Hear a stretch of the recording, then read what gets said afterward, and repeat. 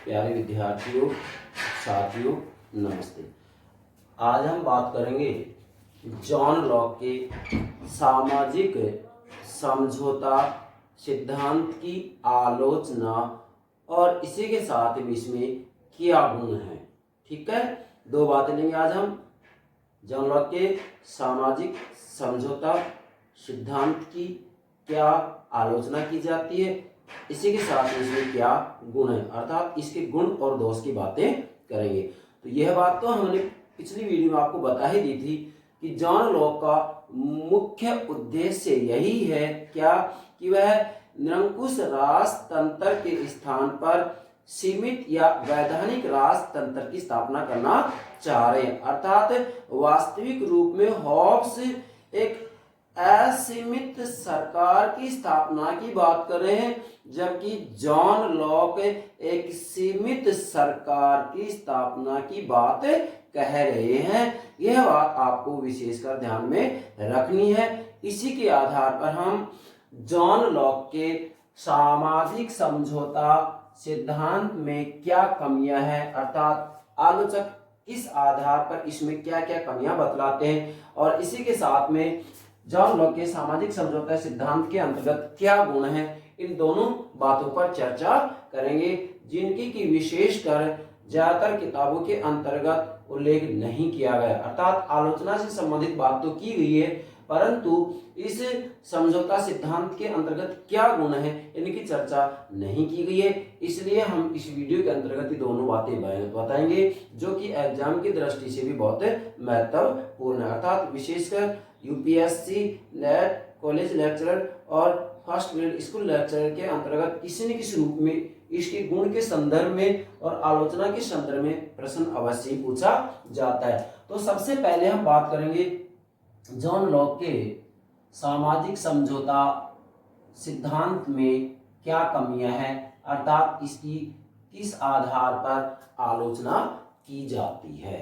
तो चलिए, नंबर 1, सबसे पहले इसकी आलोचना किस आधार पर की जाएगी, मैं आपको इसके लिए एक सूत्र दे रहा हूं, ध्यान दीजिएगा। जॉन लॉक ने अपना जो सामाजिक समझौता सिद्धांत दिया है, इस सामाजिक समझौता सिद्धांत को समझाने के लिए या इसकी व्याख्या करने के लिए हमने पिछली वीडियो में जो 5 बिंदु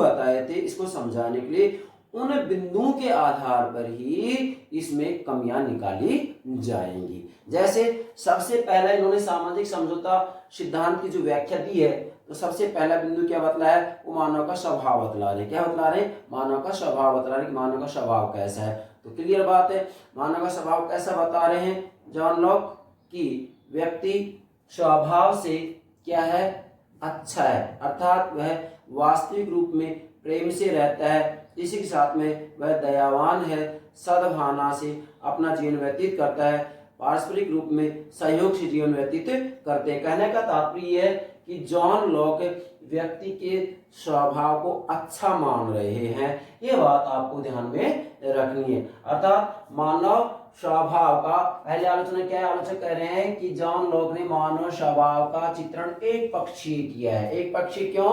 कि जिस तरह से होब्स ने भी मानव स्वभाव का एक पक्षीय चित्रण किया था कि वो व्यक्ति के स्वभाव को बुरा बता रहे, मतलब व्यक्ति के स्वभाव के बारे में होब्स कह रहे हैं कि व्यक्ति स्वभाव से बड़ा स्वार्थी है, धूर्त है, धोखेबाज है, छली है, कपटी है, पशु से भी ज्यादा हिंसक है। तो वहां पर भी हमने कभी निकाली थी कि होब्स के द्वारा भी मानव स्वभाव का एक पक्षीय अध्ययन किया जा रहा है। ठीक इसी प्रकार से यहाँ पर जॉन लॉक के द्वारा भी मानव स्वभाव का एक पक्षीय चित्रण किया जा रहा है। क्यों? क्योंकि यहाँ जॉन लॉक व्यक्ति को स्वभाव से अच्छा मान रहे हैं। इनका कहना है कि व्यक्ति स्वभाव से एक नैतिक प्राणी है, दयावान है, वह प्रेम से पारस्परिक रूप में सहयोग करते हुए अपना जीवन व्यतीत करता है। इसका मतलब ये केवल एक पक्षी बात कर रहे हैं कि व्यक्ति स्वभाव से अच्छा है, जबकि सच्चाई ये है, आलोचकों का कहना है कि व्यक्ति के स्वभाव में दोनों ही पक्ष होते हैं। कौन कौन से? व्यक्ति स्वभाव से अच्छा भी होता है, बुरा भी होता है, स्वार्थी भी होता है, इसी के साथ में परोपकारी भी होता है। अर्थात व्यक्ति के स्वभाव के अंतर्गत राक्षसीय प्रवृत्तियां भी पाई जाती हैं, दैवीय प्रवृत्तियां भी पाई जाती हैं। इसका मतलब व्यक्ति स्वभाव से अच्छा भी होता है, बुरा भी होता है, गुणवान भी होता है, गुणहीन भी होता है। तो क्लियर बात हो गई है। तो इसी आधार पर आलोचक ने इसकी आलोचना की है कि जॉन लॉक मानव स्वभाव का चित्रण एक पक्षीय करते हैं। मतलब ये व्यक्ति के स्वभाव के बारे में कह रहे हैं कि व्यक्ति स्वभाव से बहुत अच्छा या एक नैतिक प्राणी है। इस बात को आलोचक स्वीकार नहीं कर रहे। इनका कहना है कि व्यक्ति के स्वभाव में दोनों ही प्रवृत्तियां होती हैं, अच्छाई बुराई। क्लियर। दूसरी जो आलोचना की जा रही है आलोचकों के द्वारा कि जो प्राकृतिक नियम है वो अव्यावहारिक हैं। ध्यान दें, जॉन लॉक ने कहा है कि प्राकृतिक अवस्था के अंतर्गत व्यक्ति विवेक से, बुद्धि से कुछ प्राकृतिक नियम निश्चित करते हैं जिनके आधार पर वो अपना जीवन व्यतीत करते हैं। परंतु आलोचकों का कहना है कि वास्तविक रूप में प्राकृतिक अवस्था के अंतर्गत जबकि राज्य समाज नहीं है, अर्थात सरकार की स्थापना नहीं हुई है, ऐसी स्थिति में प्राकृतिक नियमों का पालन नहीं हो सकता। इसलिए आलोचकों का कहना है कि जॉन लॉक के सामाजिक समझौता सिद्धांत के अंतर्गत जिन प्राकृतिक नियमों की चर्चा की गई है वो अव्यावहारिक है। क्या है? अव्यावहारिक है। इसको भी आपको ध्यान में रखना है। तीसरी जो कमी बताई जा रही है जॉन लॉक के सामाजिक समझौता सिद्धांत में, वो कमी है राज्य का भौतिकवादी दृष्टिकोण। नोट कीजिएगा, राज्य का भौतिकवादी दृष्टिकोण। कैसे है भौतिकवादी दृष्टिकोण? ध्यान दें, जब जॉन लॉक ये कह रहे हैं कि राज्य का निर्माण व्यक्ति के प्राकृतिक अधिकारों की सुरक्षा के लिए किया जा रहा है। 3 प्राकृतिक अधिकार बतलाते हैं जॉन लॉक: जीवन का अधिकार, संपत्ति का अधिकार, स्वतंत्रता का अधिकार।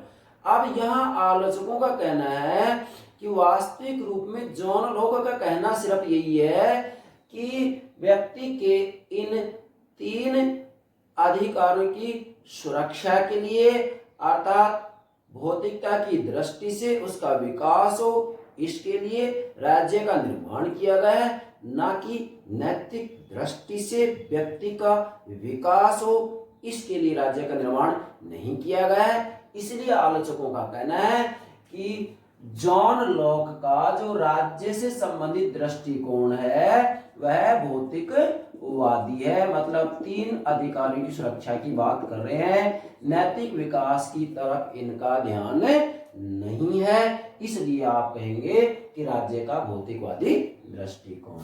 चलिए, अगली जो इसमें कमी है या आलोचकों के द्वारा सामाजिक समझौता सिद्धांत में जो कमी निकाली जा रही है वो है कि जॉन लॉक ने संप्रभुता के बारे में जो कहा है वो संप्रभुता विभाजित है। ये बात सत्य है कि संप्रभुता विभाजित नहीं होती है, जैसा कि जॉन लॉक से पहले हॉब्स ने ये बात कही है। अर्थात उन्होंने ये कहा है कि संप्रभुता क्या होती है? अदेय होती है, अविभाज्य होती है। मतलब संप्रभुता का विभाजन नहीं हो सकता, किसी अन्य को हस्तांतरित नहीं किया जा सकता। कौन करे बात? तो हॉब्स करे। परंतु यहाँ पर जॉन लॉक संप्रभुता को विभाजित कर देते हैं। तो आलोचक इस आधार पर इसकी आलोचना करते हैं। अब ये विभाजन किसके बीच में हो जाता है? व्यक्ति और सरकार के बीच में विभाजन हो जाता है। क्यों? क्योंकि वास्तविक रूप में यहाँ पर जो लोग हैं, भाई 2 संविदा की बात करें, 2 समझौते की बात करें। पहला जो समझौता है व्यक्ति व्यक्ति के बीच में हो रहा है, जिससे नागरिक समाज की स्थापना हो रही है। और दूसरा जो समझौता हो रहा है किसके बीच में हो रहा है? जनता और शासन के बीच में हो रहा है। तो यहाँ वास्तविक रूप में अंतिम संप्रभु जॉन लॉक ने जनता को माना है। इसलिए यहाँ पर जो संप्रभुता है वह व्यक्ति और सरकार में, जनता और सरकार में विभाजित हो जाती है। इस आधार पर भी आलोचकों ने इसकी आलोचना की है कि जॉन लॉक की संप्रभुता विभाजित है, जबकि संप्रभुता विभाजित नहीं होती है। चलिए अगली कमी क्या है इसमें कि जॉन लॉक अराजकता, पहले नोट कीजिएगा, अगली कमी क्या है कि ये अराजकता को बढ़ावा मिलेगा इससे, अर्थात इन्होंने जो सामाजिक समझौता सिद्धांत दिया है उसके अंतर्गत वास्तविक रूप में जनता को सरकार के विरुद्ध, यदि सरकार कोई ऐसा कानून बनाती है जो जनहित में नहीं है तो जनता उसके विरुद्ध विद्रोह कर सकती है, अर्थात जनता को यहाँ विद्रोह करने का अधिकार दिया है। और इसी के साथ में दूसरी बात यह भी है कि जनता को सरकार के द्वारा जो कानून बनाए जाएंगे उनकी जांच का भी अधिकार दिया गया है। किसको? जनता को। तो जनता विद्रोह भी कर सकती है, उन कानूनों की जांच भी कर सकती है। यहाँ पर आलोचकों का कहना है कि वास्तविक रूप में जनता के अंतर्गत कानूनों के बारे में इतना विवेक नहीं होता है, इसलिए बिना किसी कारण भी जनता सरकार के द्वारा बनाए हुए कानूनों का विरोध कर सकती है। अर्थात कभी कभी जनहित में भी यदि कानून बनाए जाएंगे तो जनता स्वार्थों के वशीभूत होकर उनके विरुद्ध विद्रोह कर सकती है, इससे अराजकता फैलेगी। अर्थात बार बार जनता यदि ऐसा कर रही है तो उससे अराजकता फैलेगी ही फैलेगी, यह बात भी आलोचक कह रहे हैं। अगली जो कमी इसमें निकाली जा रही है किसमें? जॉन लॉक के सामाजिक समझौता सिद्धांत में। वो कमी क्या है कि इस समझौते का अध्ययन करने से ये बात स्पष्ट हो जाती है कि व्यक्ति का यहाँ कोई महत्व नहीं है, अर्थात व्यक्ति महत्वहीन हो जाता है। क्या हो जाता है? व्यक्ति महत्वहीन हो जाता है। क्यों हो जाता है? क्योंकि जॉन लॉक ने राजनीतिक समुदाय को एक झुंड मात्र माना है। क्या माना है? एक झुंड मात्र माना है। और इसके जो राजनीतिक समुदाय है उस राजनीतिक समुदाय में कोई जैविक संगठन नहीं है। दूसरी बात करें, इसमें कोई जैविक संगठन नहीं है। इसी के साथ में इनका कहना है कि राजनीतिक समुदाय के नाम पर सारा निर्णय व्यक्तियों का बहुमत लेता है। क्या? व्यक्तियों का बहुमत लेता है। किसके नाम पर? राजनीतिक समुदाय के नाम पर। सारा निर्णय कौन लेता है? व्यक्तियों का बहुमत लेता है, अतः व्यक्ति महत्वहीन हो जाता है। मतलब यहाँ वास्तविक रूप में निर्णय बहुमत के आधार पर लिया जाता है, इसलिए व्यक्ति का यहाँ कोई महत्व नहीं होता है, व्यक्ति के रूप में वह महत्वहीन हो जाता है। तो इस आधार पर भी आलोचक इसकी आलोचना करते हैं। और अंतिम जो इसमें कमी दिखाई दे रही है, आलोचक जो आलोचना कर रहे हैं वो क्या है कि समझौते में नवीनता नहीं, मतलब ये मौलिक समझौता नहीं है। आप ऐसे भी कह सकते हैं कि जॉन लॉक ने जिस सामाजिक समझौता सिद्धांत की बात की है या जो सिद्धांत ये दिया है इसमें नवीनता नहीं है, मतलब मौलिकता नहीं। कैसे? आलोचकों का कहना है कि जॉन लॉक के द्वारा जो सामाजिक समझौता सिद्धांत दिया है इसमें ज्यादातर वही बातें हैं जो कि जॉन लॉक से पहले विद्वानों के द्वारा सिद्धांत दे दिया गया है। क्या? सामाजिक समझौता सिद्धांत इससे पहले भी दिया गया है, तो ज्यादातर बातें इन्होंने वही स्वीकार की है। मतलब इनसे पहले भी सामाजिक समझौता सिद्धांत दे दिया गया था, जैसा कि होब्स के द्वारा भी दिया गया है। इससे पहले हम बात करें प्राचीन समय में भी सिद्धांत दिए गए हैं, मध्य युग में भी समझौते सिद्धांत की बातें की गई हैं। यहाँ बस सिर्फ जो नई बात है सिर्फ ये है, मैं मेरी तरफ से कह रहा हूँ कि वास्तविक रूप में इन्होंने सिर्फ नई बात ये कही है कि इन्होंने स्पष्टता से सामाजिक समझौता सिद्धांत दिया है। इसी के साथ में जॉन लॉक ने यहाँ व्यक्तिवादी दृष्टिकोण को महत्व प्रदान किया है। बाकी आलोचकों की दृष्टि में देखें तो यह समझौता मतलब जॉन लॉक का सामाजिक समझौता मौलिक नहीं है, मतलब नया नहीं है, इसलिए आप लिखेंगे समझौते में नवीनता नहीं है। एग्जाम की दृष्टि से बहुत महत्वपूर्ण है। तो ये जॉन लॉक के सामाजिक समझौता सिद्धांत की कमियां होगी, अर्थात इसकी आलोचना कर दी गई है। परंतु चाहे कोई भी सिद्धांत क्यों ना हो, हम जी भर के उसकी आलोचना करें। और यह भी तो सत्य है क्या कि कोई भी सिद्धांत सर्वगुण संपन्न नहीं होता है, उसमें कुछ ना कुछ कमियां अवश्य होती हैं। इसी के साथ में यह भी सत्य है कमियां तो होती हैं, पर किसी न किसी रूप में उस सिद्धांत के द्वारा किसी न किसी रूप में राजनीति विज्ञान के क्षेत्र में कोई न कोई योगदान तो होता ही है। इसी बात को मद्देनजर रखते हुए अब हम बात करेंगे जॉन लॉक के सामाजिक समझौता सिद्धांत के गुण।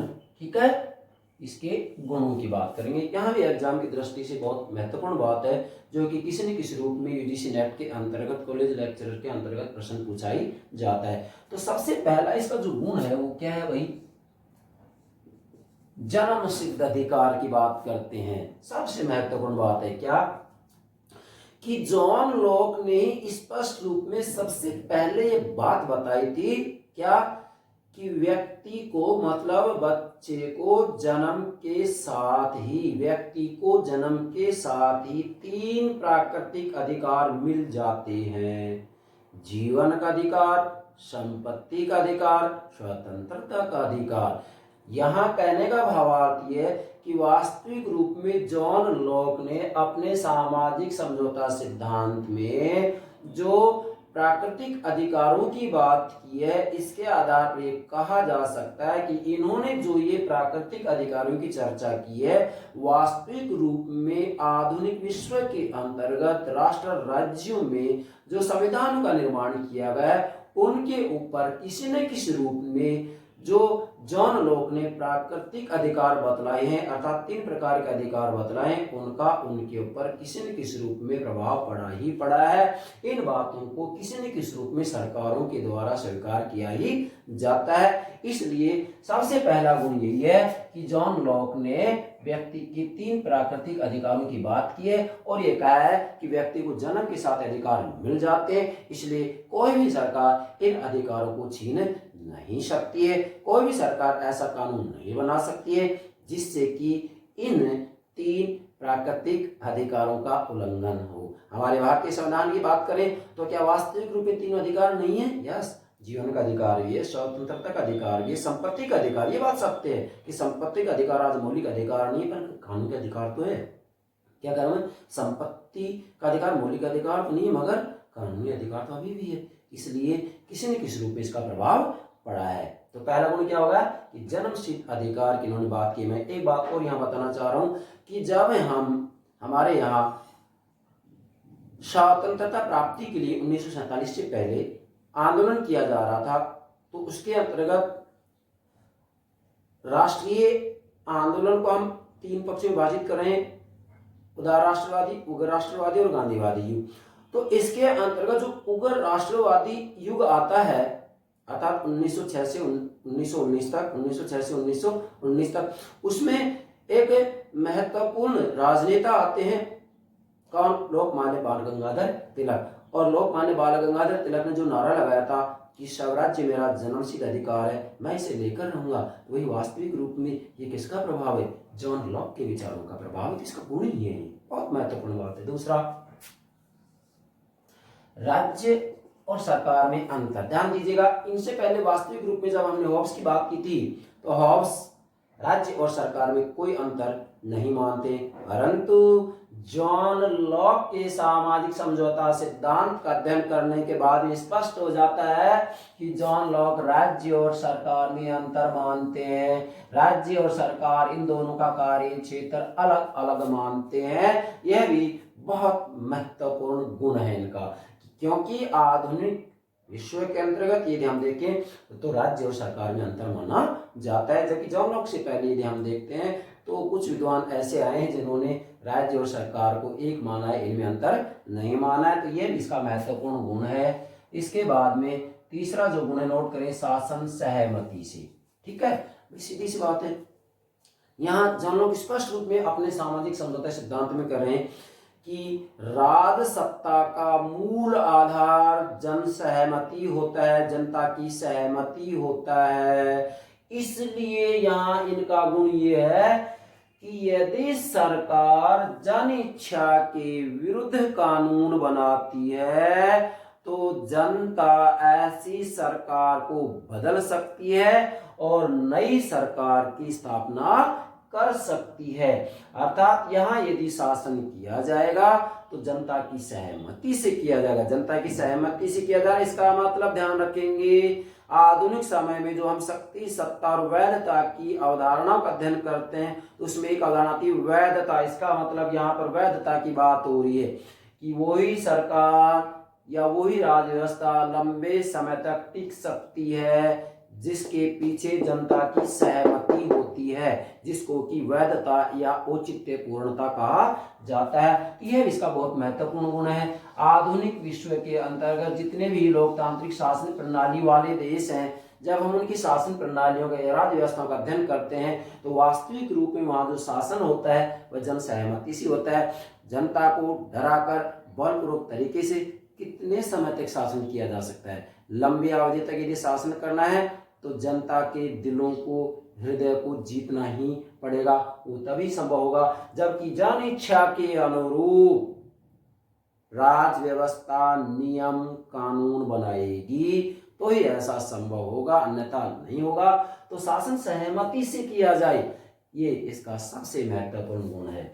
चौथा गुण क्या है सिद्धांत का, सामाजिक समझौता सिद्धांत का? जॉन लॉक सीमित सरकार।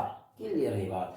इससे पहले हमने हॉब्स के सामाजिक समझौता सिद्धांत को आपको समझाया, तब बताया था कि हॉब्स एक असीमित सरकार की बात करते हैं, मतलब ऐसा शासक जिसके ऊपर किसी भी रूप में किसी का कोई नियंत्रण नहीं होगा, अर्थात वह जनता के प्रति भी उत्तरदायी नहीं होगा। परंतु जॉन लॉक स्पष्ट रूप में पहले ही हमने बता दिया था इनका उद्देश्य क्या है, निरंकुश राजतंत्र के स्थान पर वैधानिक राजतंत्र की स्थापना। क्या? वैधानिक राजतंत्र की स्थापना, मतलब सीमित सरकार की स्थापना। अर्थात जॉन लॉक का मुख्य उद्देश्य यही है कि यहाँ जो समझौता किया जा रहा है उस समझौते के परिणाम स्वरूप जिस सरकार की स्थापना हो रही है, जिस शासन की स्थापना हो रही है वह सीमित होगी। क्यों? क्योंकि यहाँ जॉन लॉक सरकार को एक ट्रस्ट के रूप में स्वीकार करेगी, न्यास के रूप में स्वीकार करें, अर्थात ये केवल जनहित में कार्य करेगी, जनहित के विरुद्ध कोई भी कार्य नहीं कर सकती है। इसलिए वास्तविक रूप में यहाँ जो सरकार होगी वो सीमित होगी। दूसरा क्या है, सीमित सरकार क्यों होगी? क्योंकि शासन की स्थापना इसलिए की गई है, किसलिए की गई है भाई? कि प्राकृतिक अधिकारों की रक्षा हो।